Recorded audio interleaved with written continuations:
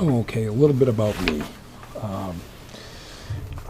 And I don't really talk a whole heck of a lot about myself. I speak more about, spirit and about a living a spiritual life.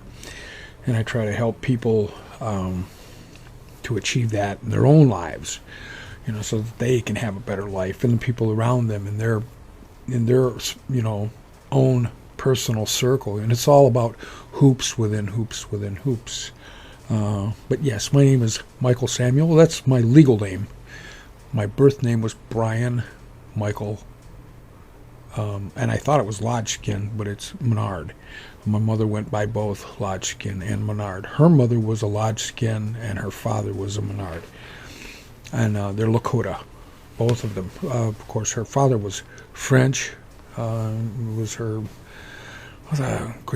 great-grandfather was a Charles Menard that coming out of Canada and married into the tribe. And then, of course, how things happen, and people get born, and the name stuck. So it's a Menard. And I didn't know whether she went by, because sometimes she went by Lodgeskin, and other times she went by Menard. And which is what a lot of Native people have done in the past. There's a lot of people that have gone by multiple names, and I've got a few of them myself. Mykl Black Owl Thunder, Sky Money. There's and of course Brian Mykl Menard, or Mykl Sams, and different spellings of it. Mykl and Mykl, And that's how I'm known on Facebook is Mykl Sams, spelled Mykl. And the real reason that I did that is I like that spelling, and another is there's another Mykl Samuel on it. So I said, all right, so I just Mykl Sams, and I spelled it Mykl, S-A-M-S, and there's not another one anywhere on there. So I am an individual by myself in that accord. So, and that's really the reason that I went by that one. But different people have known me by different names over the years, but I'm still the same person, and most of them know all the rest of the names as well. It's just whatever spirit wanted to happen at whatever time, whatever things were going on. And none of them was ever to try and hide, ever. So I'm always out there. I always put myself out there, and I try to help people the best that I know how. I'm a Sundance chief, spiritual leader. Have been doing these things for, God, I don't even know how long. I'm 63 right now, since I was pretty young. And I know that there's a lot of elders that have been doing these things a whole lot longer than I have. They've got a lot more things under their belt, and so many of them that know so much more than myself. Wallace Black Elk, he was one of the great ones. And Leonard Crow Dog, and A few others. Ellis Chips. He wasn't so great when he was young, but he really became a great man in his later years because he learned a lot. Spirit took him and said, "Hey, we're gonna teach you these things. You're gonna get back into the way that your family was in years past," and he did. Pete Catchus. I can't even mention. But there's so many that I've forgotten. The great ones that have gone, and we're losing more and more of our elders all the time. And I encourage people to get out there and see these elders and talk with them and learn from them as much as possible, because we're not going to be around forever. And there need to be people, younger feet to fill the shoes of some of these great men that have been in our past, so that they can help to teach the new young ones coming up, and to continue, so that their children and their children's children, their children's children's children's grandchildren will be able to learn some of these things and have a better life. I was saying, I usually don't talk a whole heck of a lot about myself. I like talking more about the spiritual things and helping people to find a better way of life for themselves. But I'm kind of a young guy. I'm not very old. But it's hard to believe I've been on this earth this time around for 63 years, almost 64. And but I've been involved in a lot of things with a lot of people. Got involved in the American Indian movement back in the day. Got in trouble for it. Don't regret anything that I did. Of course, knowing the things that I know today, there would have been some of the things that I did a little bit differently than I did back then. Back then, I was kind of an angry young warrior. There was a lot of angry young warriors back then, and we did what we thought was right, and we were always there fighting for the people and fighting for all of these things. And it didn't have to do with white people, even though a lot of people said, oh, white people this, white people that. No, it's basically against the establishment, the quote, in quote, establishment, the people that thought they could make their, exert their power and their will over other people to force them to do what they wanted, which to us was just wrong. Nobody should have the power or authority over myself when it comes to my well-being in my life, and they shouldn't be able to have that authority over any of our families or friends or our people. And that goes for the rest of the people in the country as well, because as far as the government's concerned, all people, all the so-called citizens are the new Indians. They're all going to be treated the same way, with the way that the government is run by the corporations, and because it is. That they're run, all the officials, almost all the, I can't say all, but the majority of them are under the thumb of those large corporations that run the world. And they do what they want. And it's about making people poor, keeping them poor, so that they can be enslaved and be used as their pawns.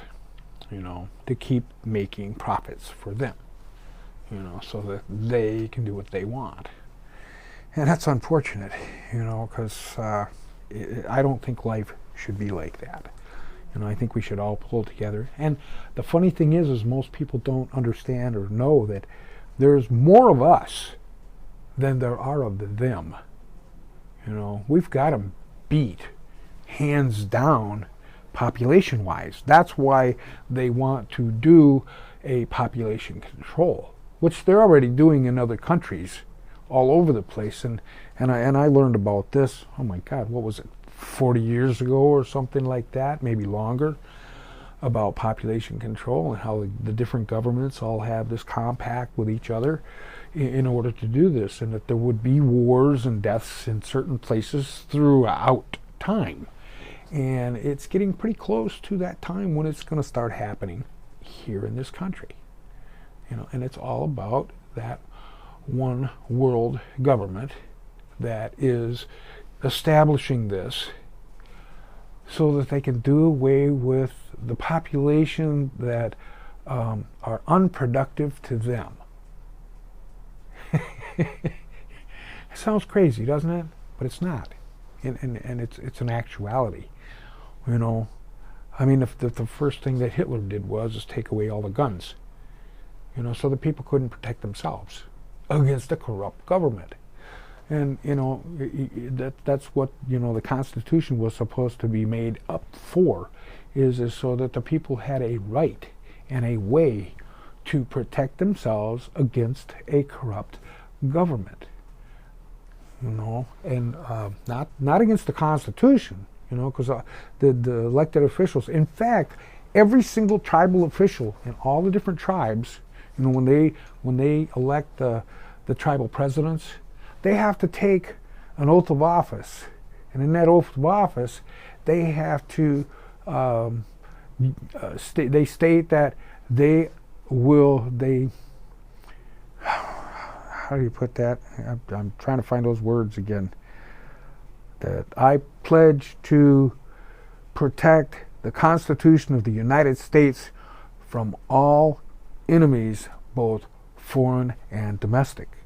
Now, that says the Constitution of the United States. And that's a tribal president stating that in his oath of office. And it says it in every single tribal constitution. That's why there's a difference between the tribal government and the tribal chiefs.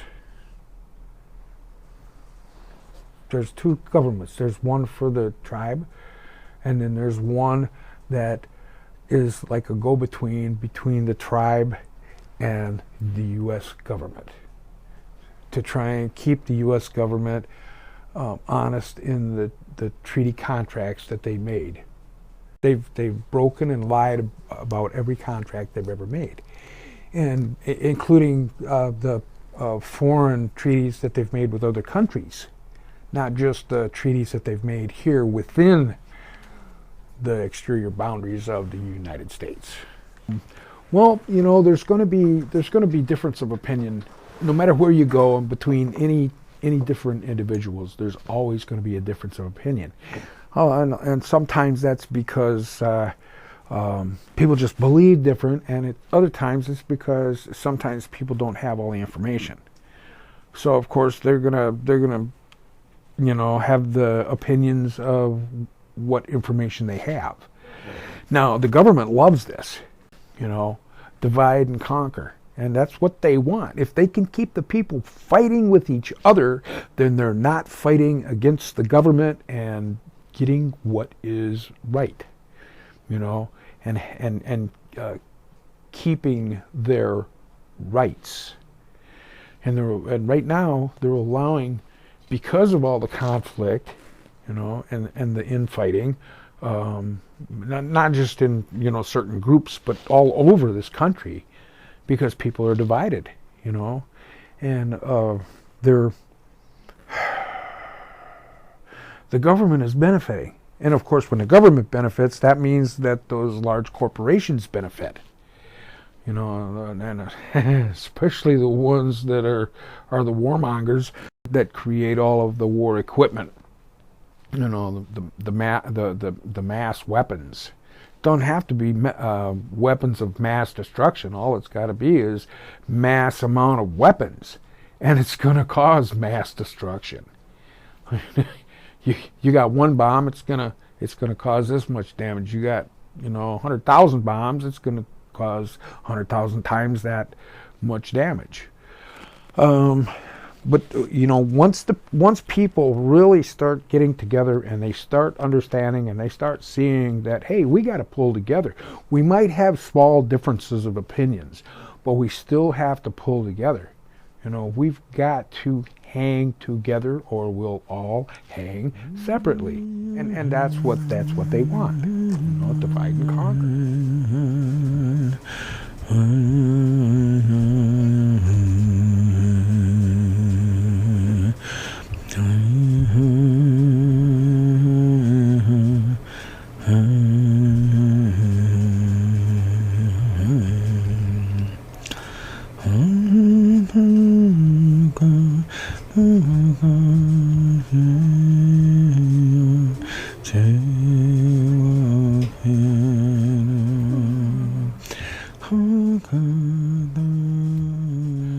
There's so many people out there that have lost their way.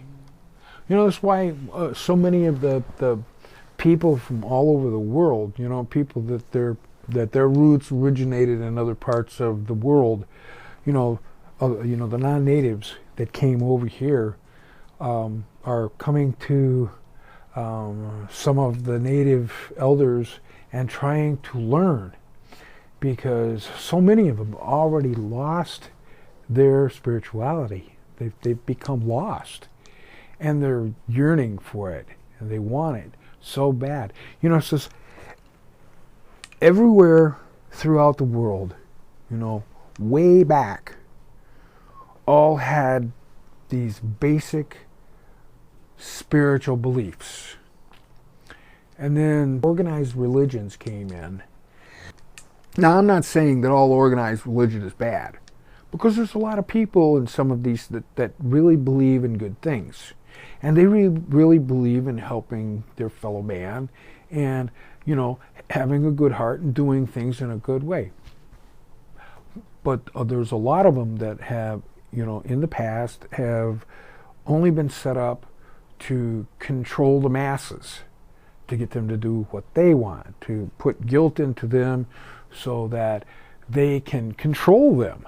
Whether it's monetary or whether it's using them as slaves, or, like some of them that, it was, you either give 10% of your gross income, or we'll, kick you out, and then you won't go to heaven.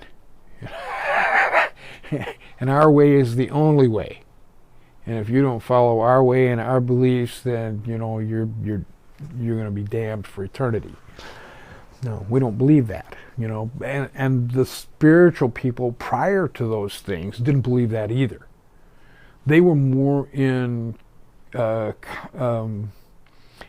touch with the base, that we're all a part of each other, and we're all a part of everything, and the sun, the moon, the stars, all the things in the heavens, everything is connected. That we're made up of stardust, which is what the flesh of the earth is made up of. It comes from that Big Bang, right? So everything was all one in the beginning anyway. So everything is a part of everything, everywhere, and there is no such thing as something new. Everything was created in that very instant of creation, way back when, when it all started. And nothing new has been created since that time. Now, one thing has been created that's new. Everything has been changed from one form to another to make the things that we have today. Sometimes we use that term loosely, created. Like, I created a painting. No, I manipulated the paint on a piece of canvas, and now there's a painting.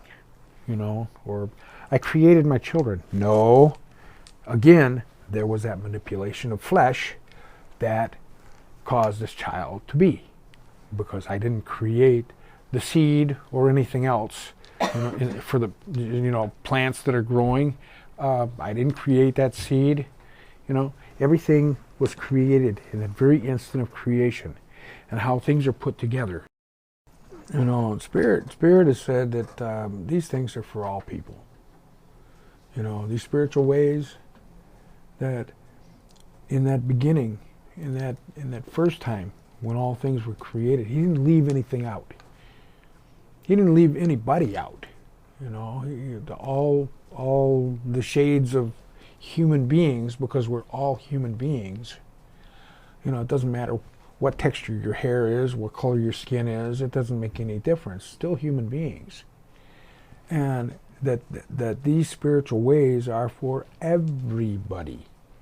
And it's just like in our hoop, we show that the West is black and the North, is it's red, the East is yellow, and the South is white.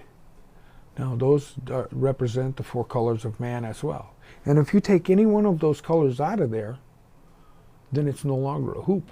It's no longer a circle.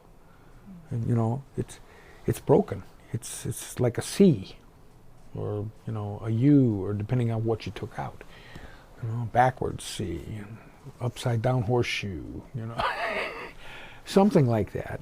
So these things are for all those that believe and have a good heart and come in a good way.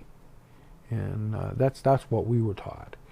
And as far as land and everything, we're really just the stewards of the land. We can't own anything. We don't even own our own bodies. This flesh has only been given to us for a time. It's been gifted to us so that we can be here in this existence. And one day we're going to have to give it up. Now, as far as the land, if I have a deed for some land or something, I'm really the caretaker of that land. I'm supposed to do the best that I can, the best I'm able with that piece of land that I've been given stewardship over. And that should be the way that we all view these things, all of us, and if we don't, then there's something wrong with us. Maybe we've lost our spirituality. That we're just lost people. We don't know what, that's getting back into the greed of things. We can't really own anything. It's just like our car, okay? We say we own it, right? Because, went out and paid money for it, and we're driving it around. Yeah, it's mine. No, it's just mine to use for a while. Because eventually it's going to break down and rust out, and it's going to fall apart, and it's going to go to the boneyard. It's going to go back to the scrap yard, and it's going to be melted down and turned back into something else. Just like my body, just like all of our flesh. It's going to go back to where it came from. It's going to go back to the boneyard, and it's going to go to feed all of nature and be turned back into something else. Like a car going to a scrapyard. So we got to keep these things in mind. We have to remember about these things. And what's more important? Loving our family and our friends and taking care of them. And, people that are doing worse than we are, have less happiness. And is it important for us to, go ahead and try and help another person up, to help them smile, to help them feel better about their life? I think so. I think that's a really important thing, in the whole scheme of things, because there's so much out there. There's so many people getting hurt. There's so much greed in this world. We're like the Dakota Access Pipeline, the DAPL out there, that's coming through. It's not a question of whether if it's going to break down. It's a question of when it's going to burst and poison the waters and poison the land, and have all this toxic hydrocarbons and fossil fuels and the oil. It's dirty. We need to find an alternative to those things. We need to find something else for our energy. And energy is just it's amazing. It's everywhere. You know, static electricity. It's easy enough to, you know, scuff your feet on the carpeting and reach over and touch somebody and give them a shock, and you go, ha ha ha ha, right? Walk up behind somebody, you know, and poke them and give them a shock and watch them jump. But that just goes to show you that, you know, that energy is everywhere. It's everywhere. You know, it's in the clouds. When the clouds move and the wind moves and everything, it creates a static electrical field, you know, a positive charge up in the atmosphere that we can actually tap into. You know, I mean, we got lightning all the time. Look how much that is. You know, just lightning, boom, boom, boom, and that's an electrical charge. And so there are ways of tapping into it, but it takes some people with the real gumption to actually do it. And if they would take all this money that they're wasting on fossil fuel and on, you know, the continuation of it and building all of these needless and useless pipelines, and the money that they're having to spend on oil cleanups and everything else, if they took just a fraction of that and put it into alternative energies, wow, you know, what could really happen? You know, they could really, you know, they think that they can't make their money back because they've got so much invested in the fossil fuel industry. But they could make their money back. And eventually, you know, it would be like free energy for the entire world. People would be able to advance by leaps and bounds if they didn't have to sit there and try and work their tail off to be able to pay their heating bills and to pay for the fuel in their vehicles, you know, and everything that's made from the fossil fuels, and that there are so many alternatives, you know, everywhere. If they just, I mean, look at water. Water is made up of hydrogen and oxygen. You got two molecules of hydrogen and a molecule of oxygen. You know, and you separate that, and they turn into the gas. So it's not water anymore. Now it's two hydrogen molecules and an oxygen molecule, and you put a flame to that. What happens? It explodes. And you put that in a combustion engine, and what's it do? It turns that thing over. Or you can use this and separate the oxygen molecule from the hydrogen molecule, and you can funnel it over into your stove, and you can light it, and it causes a flame, and you heat your food.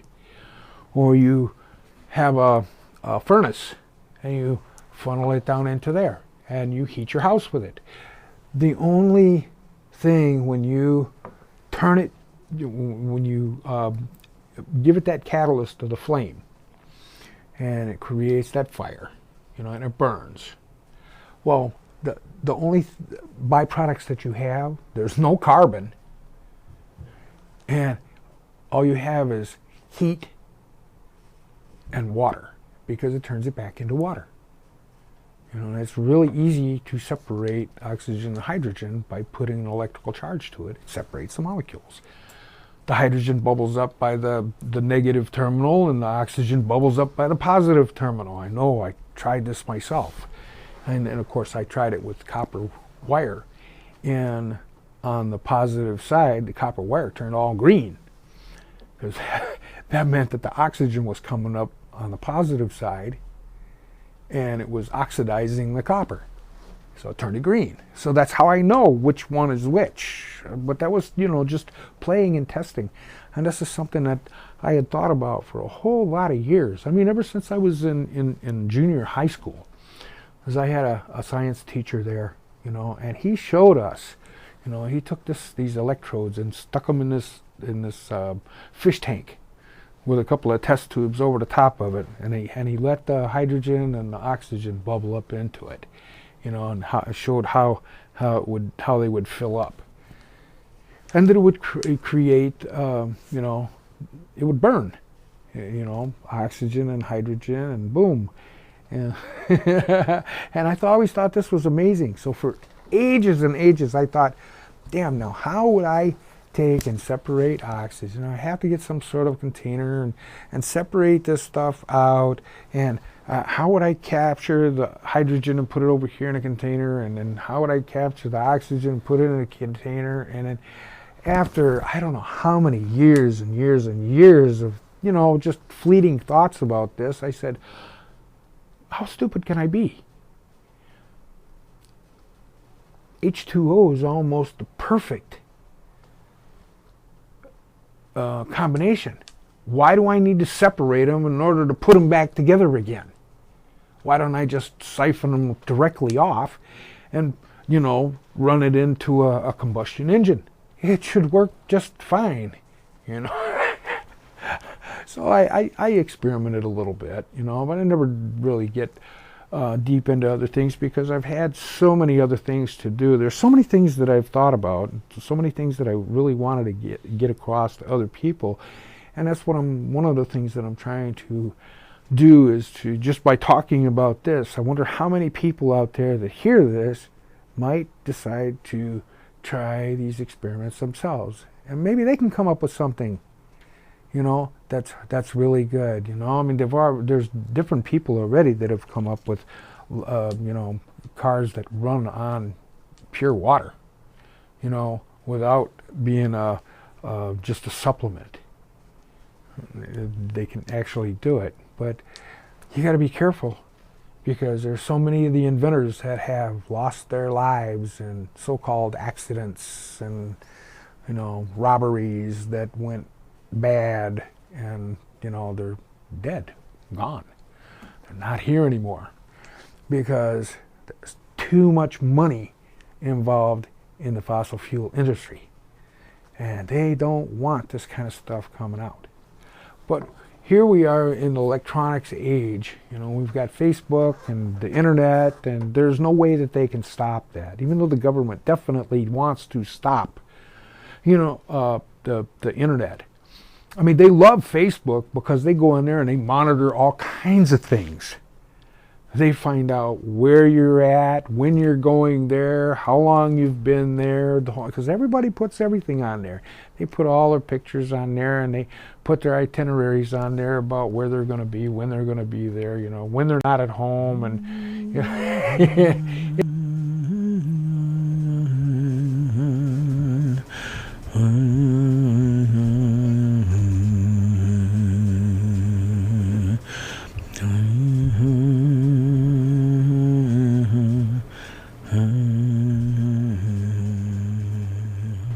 I mean, anything can be positive or negative. Depends on what you do with it. And it is a thing to where information, I love the information highway. I swear to God, I love it. You can find out anything that you want if you ask the right questions. Well, the same thing with spirit. When you're praying, if you ask the right questions, because they say be very specific. Because, when you're praying about something, they say be careful what you say, be careful what you ask for, because you will get it. And it might not be what you thought you were asking for. So be very specific in what you pray about, and don't be just general. Because, if we pray for world peace, well, tomorrow the whole world can explode and there's no more people left on it. It's going to be pure peaceful, won't it? Nobody left to fight, So we got to be careful with what we say. And, this is, my mom said this. She says, be careful what you pray for, because you'll get it. It might not be what you thought you were asking for. So be very specific.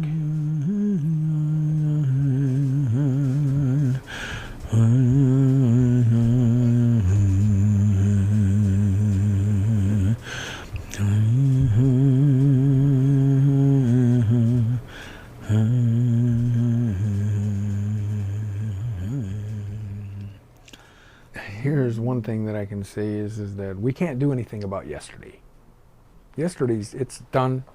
What happened in the past, we can't change it. It will always have happened. It's done. It's over. It's fini. And tomorrow we can only imagine what might happen. Maybe it's a, kind of a dream. It hasn't happened yet, and it may never happen, But so all we have is now. We can imagine what we would like to see happen tomorrow, and we can learn by yesterday the things that did happen, and maybe not make some of the same mistakes, or make different choices now to create something else better in the tomorrow. And then, of course, the tomorrow never gets here, so it's always right now as we move into that next moment. And all of a sudden, we've made that next moment a better place. So everything is now. And if you want it to be made better, start. Because it won't happen just by wanting it. You actually have to do something to make it happen, to create. Here we use that word create again, and of course that's, using it loosely. Nothing new has been created since the very instant of creation.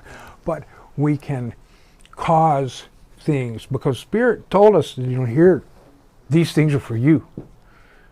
Learn to use them wisely, but it's your choice. We give you that right to choose, You choose whether it's good, choose whether it's bad. Do good things, do bad things, but it's all up to you. And we just hope that you choose to do things in the best way possible with the information that you have at this moment. And then when you get more information, then you change and modify so that you can do better during the next moments. And we just keep going and moving forward like that. I try to teach these things to as many people as I can reach. Hopefully I touch them and they will start to do something. And this is the only way that we can reach the young, or the younger, is by giving out this information to allow them to make their own choices, whether right or wrong. It's still got to be their choice as to whatever they do. And I just pray that they find that thing that makes them happy and is good for other people. Do no harm. That's what it says. Do no harm. Well, there's a lot of people that there were things that were going on that the public just didn't know about. They didn't know. I mean, my own stepdad, during the AIM takeover, which I was a part of, and he was pro-government. He drank the Kool-Aid. He thought that the government could not do any wrong, and the government never lied, and they didn't hurt people, right? He actually thought that. I mean, he believed it, he was from the generation before, and, as far as he was concerned, government was always right, He didn't believe that anybody could be the way that they have been. I mean, he has since changed his whole mind about things, because there's been things in the past 20 years that have really opened his eyes. And he is just, when he first started seeing these things, it was just, he went through some depressions. But during that time, and I was sitting there, he was watching the news, and it was on, and they were talking about the takeover Wounded Knee, and he just got all grumpy. He says, just go in there and kill them all, teach them a lesson, And I just sort of glanced over at him, and I said, little do you know, Pops, but you can't talk to anybody like that, because they're, like I said, they drank the Kool-Aid, they already been indoctrinated, and I can talk to him now, his whole attitude is totally changed. He doesn't believe, now he's gone, it's a pendulum. I mean, he has swung completely the other way, One of the things and I've said before, is that anger is a motivator.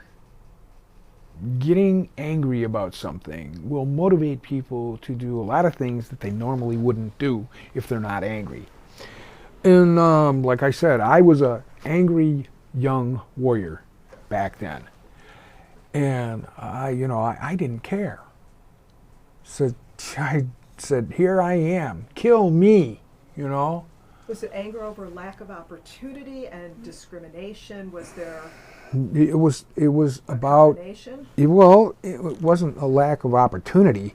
It was, because we didn't care about jobs and stuff like that. We went out and got jobs to just, as a means to an end, to get a little bit of funds to get what you wanted, and that was it. We didn't care about keeping them and, doing the thing like that. It was, we were angry about the way the people were being treated and the way the people were being lied to, and it was not just, because a lot of that happened because of the people that drank the Kool-Aid and their attitude, and the prejudice that was against not just Native people, but blacks and other minorities as well, or breeds, sometimes the breed, and that was a bad thing too, because you had a lot of breeds that were discriminated against on both sides. The full-bloods would discriminate, mm-hmm. they'd be pissed off at them because they're part white, and the whites would be pissed off at them because they're part Indian, mm-hmm. And you're going, damned if you do, damned if you don't, no matter what you do, you're just, SOL. Right, and that was one of the things that happened, after the creation of AIM, was there was so much information that was able to be gotten out to people all over the place about the discriminations, both to the full-bloods who were discriminating against the half-breeds and the non-natives that were discriminating against the half-breeds, and then the half-breeds that were discriminating against themselves, and people that were just plain angry, So a lot of information came out, a lot of understanding came out, a lot of people got over a lot of anger all over the place, and and then all of a sudden, they realized, we got to care about each other. And the elders were telling the younger people, I said, look, these things are for everybody. You're a human being first. You're a human being. Doesn't matter what color your skin is, or how the texture of your hair, or the color of your hair, the color of your eyes, or whether you walk bow-legged, or if you're chartreuse, or if you're polka-dotted, it didn't make any difference. We're upright, we walk on two legs, we communicate with each other. We're human beings first, but we're not the only ones, because we discriminate against animals as well. All the other nations, because they're nations. The horse nation, the buffalo nation, the elk nation, the mole nation. The eagle nation. Everything. They're nations. They're beings, and we're all a part of them, and they're all a part of us. That's all a part of the hoop. And if we destroy all these things, we go out there and just kill something for the sake of killing it, that's a waste. It's a life. It's a living life. There has to be a reason for doing something that drastic, and it's got to be something awfully special. There are sacrifices and things, that people make of themselves and stuff, but we got to think about what we're doing. There's room for everybody in this world. If we just work together to get the energy, there's ways of having that energy without this fossil fuels, and that it's free to everyone. And if we did that, it would free up everybody from trying to toil and kill themselves in order to pay their electric bills and their water bills and their vehicle bills and stuff like that.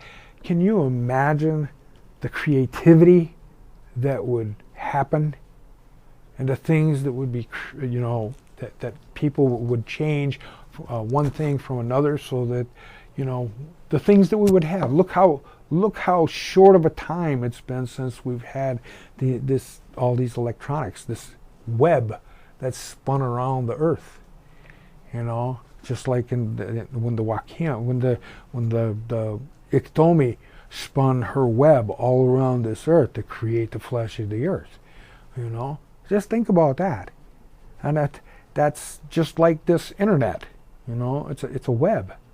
It's spun around everything, you know, and it connects everything together. And we have access to that memory. And when we go to if we need to find something, we go to the spider. Because what one knows, they all know. What one sees, they all see. Same thing with the computers and the internet, with the web, the World Wide Web. You know, it's the web. It's Iktomi all over, the spider all over again. You know, it just keeps pointing back to those things. You know, it's amazing the things that we can find on there. So, you know, anything that you want to find, if you ask the right questions, you can find it on the internet.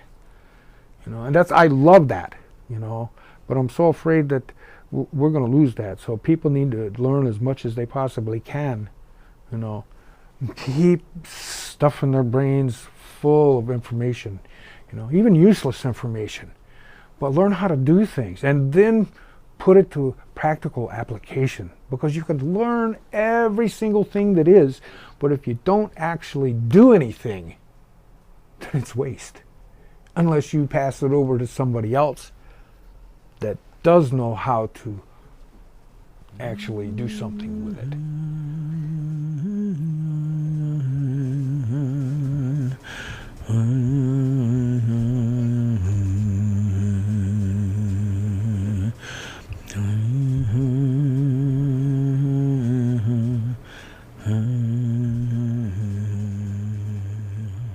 Well, you know,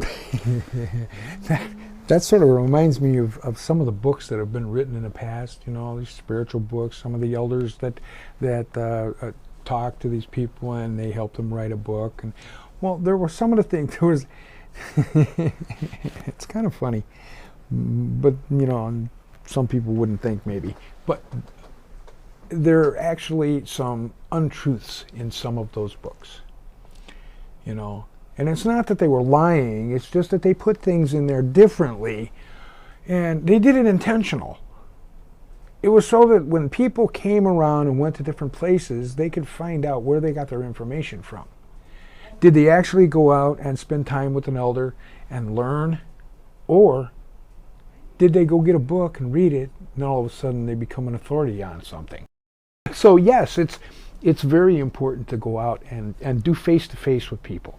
You know, you get out there with those elders, because there's a lot of elders that, you know, they can't get on this internet. You know, I mean, ones that are a lot more elder than I am.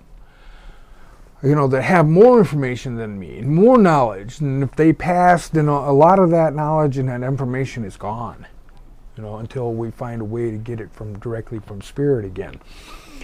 But find them, seek them out. Go out there, spend some time with them, you know. Take some groceries out there, sack of groceries out to them, you know, some tobacco, whatever. And, you know, sit down with them, introduce yourself, talk, you know, just learn. Learn all that you can. Help them do what they need to do. They need some wood, cut some wood for them, you know. Make sure that they're staying warm in the wintertime.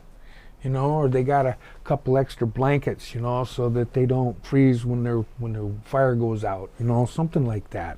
That they've got a little poke of groceries in the cupboard or whatever, you know, so that they can have something to eat, and spend some time with them, you know, learn about them, come to love them, you know, and do some of these ceremonies. Learn how they're done. Learn why they're done, you know. Learn how these things are medicine and why they're medicine, and how spirit can do anything that spirit wants to do. We can't demand anything from spirit, but we can petition to them. We can ask them. We can cry to them and beg them, please, Tunkashila, I'm unworthy. Help me. I need your help. That's all we can do. And sometimes people do these things and ask for others, for help for others as well. And because those people don't know how to do it for themselves. And yet Spirit, you know, we all have that ability. You know, even in the Bible, you know, when it talked about, there was a place in there that they talk about how Christ was tired because everybody was always pestering him. Just, you know, oh, do this for me, do that for me, heal me this, heal me that, touch me, heal my son, heal. I know that, you know, just with the touch, heal. And he got tired and he says, man, you know, of course, this is sort of paraphrasing, you know, he says, hey, damn, man, he says, how come these people can't see that they can do these very same things, you know? and that's actually in there, you know. And what he was saying is that we're all sons and daughters of God, that we are all connected, we are all related, we're all equal, and we all have that ability. Not just one or two or three or this one over there and that one over in that time and place, you know, but everybody, because we're all connected. We all come from the same place. We're all related. You know, we got to have our faith. We got to have our belief and understanding.